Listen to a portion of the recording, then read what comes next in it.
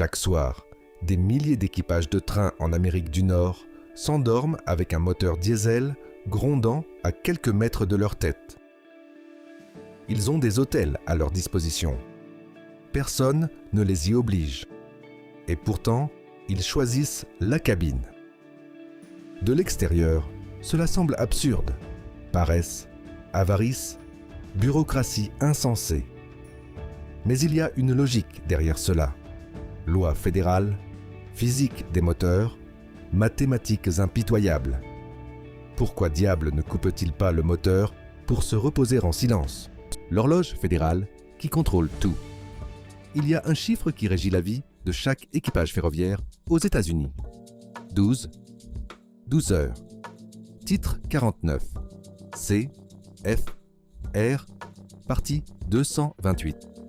Loi fédérale sur les heures de service. Ce n'est pas une suggestion. Ce n'est pas un guide de bonne pratique que le chemin de fer recommande de suivre.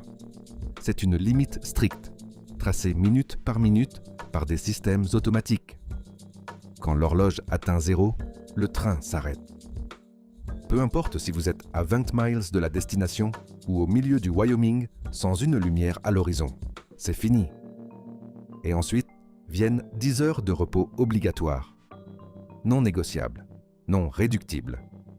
L'équipage se repose où il se trouve, dans une gare de triage, sur une voie de garage à côté d'un champ de maïs, ou stationné derrière un entrepôt d'engrais, là où l'horloge dit stop.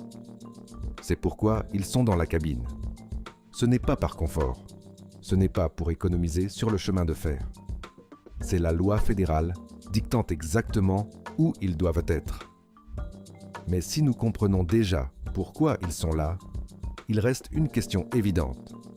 Pourquoi diable n'éteignent-ils pas le moteur pour se reposer en silence?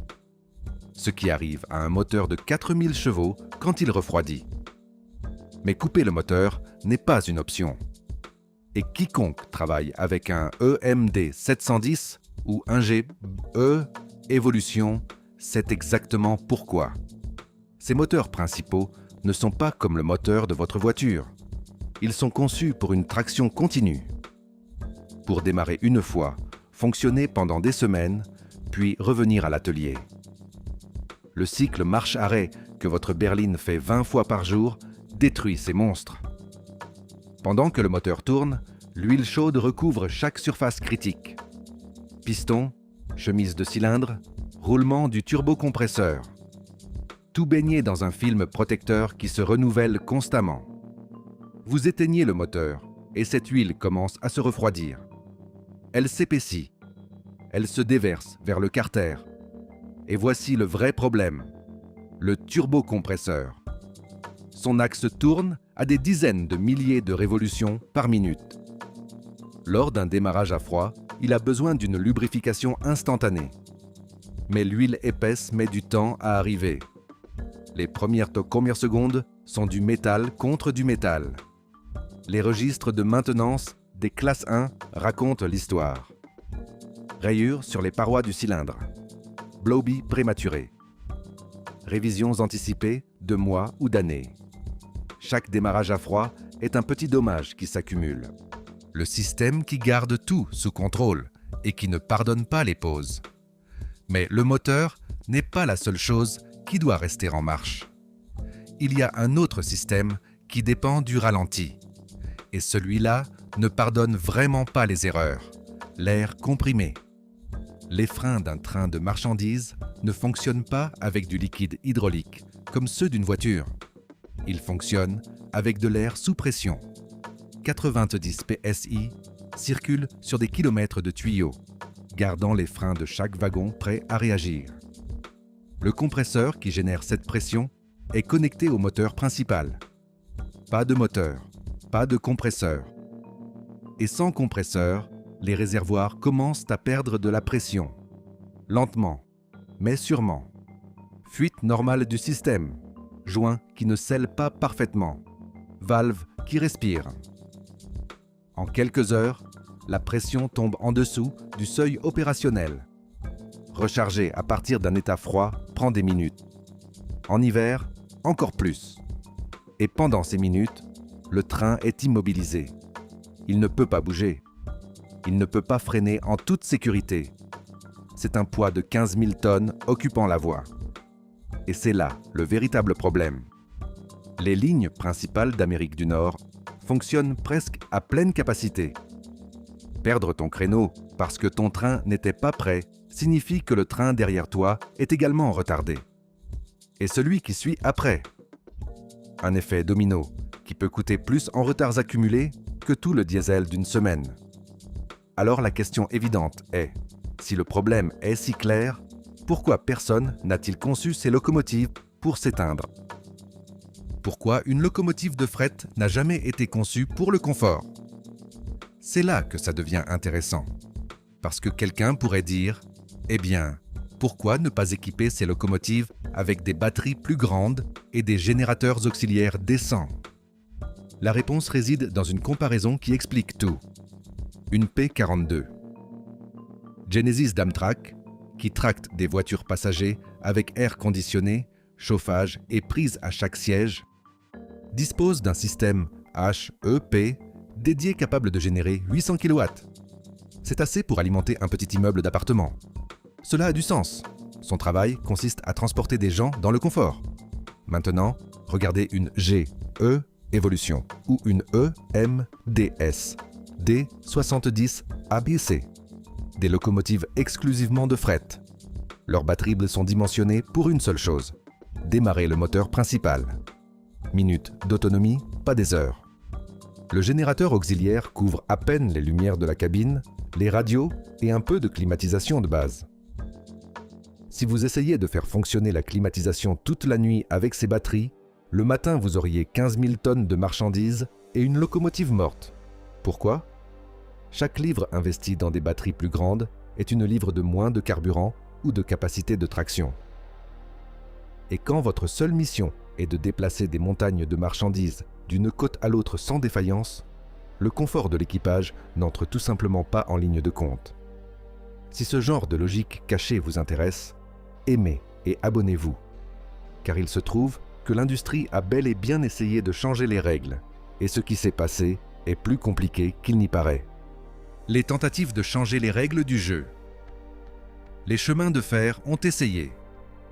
En 2010, BNSF a lancé un programme pilote avec des APU, unités auxiliaires de puissance, essentiellement un petit moteur diesel qui maintient le chauffage et l'électronique, tandis que le moteur principal repose.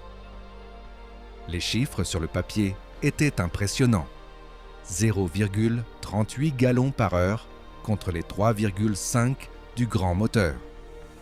Une réduction de 90%. Mais le papier supporte tout. Dans la pratique, les APU nécessitaient des réajustements constants. Elles vibraient mal. Elles ajoutaient des diagnostics qui n'existaient pas auparavant. Union Pacific a essayé une autre approche. Câblage haute tension dans les triages pour des arrêts automatiques. Les connecteurs se corrodaient. Ils introduisaient des points de défaillance là où il y avait autrefois du métal solide. Puis arriva l'hiver du Montana. Les APU ne pouvaient tout simplement pas maintenir la cabine habitable à moins 30 degrés. Les équipages qui se fiaient au nouveau système finissaient par revenir au ralenti complet à 3 heures du matin, grelottants. Les contrôles automatiques de démarrage et d'arrêt testés par BNSF et Norfolk Southern dépendaient de capteurs calibrés et de batteries en bon état. Un capteur qui lit mal la température peut laisser une locomotive à l'abandon au milieu de nulle part. Chaque solution supprimait un problème et en ajoutait deux. Le calcul que personne ne veut faire, mais que tout le monde fait, passons aux chiffres. Une GE, évolution en ralenti, brûle environ 3,5 gallons de diesel par heure. À prix moyen, cela fait 14 ou 15 $ toutes les 60 minutes. 10 heures de repos obligatoires coûtent environ 143 $ en carburant. Maintenant, l'alternative. Hôtel pour l'équipage, transport jusqu'au train, à la fin du repos, coordination logistique. Plus de 410 $. Et cela en supposant que tout se passe parfaitement. Mais l'argent de l'hôtel est le moindre des soucis. Le vrai problème, c'est ce qui se passe si vous éteignez et que quelque chose ne démarre pas. Un train bloqué sur la voie principale bloque le créneau. Les trains qui suivent doivent ralentir, attendre, se reprogrammer. Un seul retard se propage comme un effet domino à travers le réseau. Le coût de la perte de ce créneau peut multiplier par 10 ce que vous avez économisé en diesel. Additionnez tout, 143 $ de carburant contre 410 d'hôtel, plus le risque d'endommager le moteur, plus le système d'air qui a besoin de minutes pour se recharger, plus la possibilité de paralyser la moitié du réseau ferroviaire. Le ralenti l'emporte, toujours. À l'échelle continentale, on parle de plus de 20 millions de gallons brûlés chaque année rien qu'en ralenti. Cela semble être un gaspillage obscène, jusqu'à ce que vous compreniez que chaque gallon brûlé est un pari gagné contre quelque chose de pire. Ce que savent ceux qui dorment dans la cabine. Pour les équipages, la logique n'a jamais été compliquée. Ils la résument en une phrase qu'on entend dans chaque cours de manœuvre. La fiabilité n'est pas négociable. Cette nuit, tandis que des milliers de locomotives restent au ralenti à travers le continent, les opérateurs qui dorment à l'intérieur ne sont pas négligents. Ils font exactement ce que le système leur demande. Un système conçu il y a des décennies, lorsque le diesel coûtait quelques centimes et que personne ne parlait d'empreinte carbone. Le changement arrivera-t-il ? Oui. Les locomotives hybrides existent. Mais une telle machine est conçue pour durer 40 ans. Le renouvellement ne se mesure pas en saison, mais en génération. En attendant, le ralenti reste le prix à payer pour maintenir en fonctionnement le réseau qui déplace la moitié du continent. Et ceux qui dorment avec ce moteur rugissant à l'extérieur le savent mieux que quiconque. Et ce n'est pas tout. Si la logique cachée du ralenti t'a paru intéressante, alors cette vidéo va vraiment te laisser bouche bée. Regarde-la pour ne pas te le faire raconter.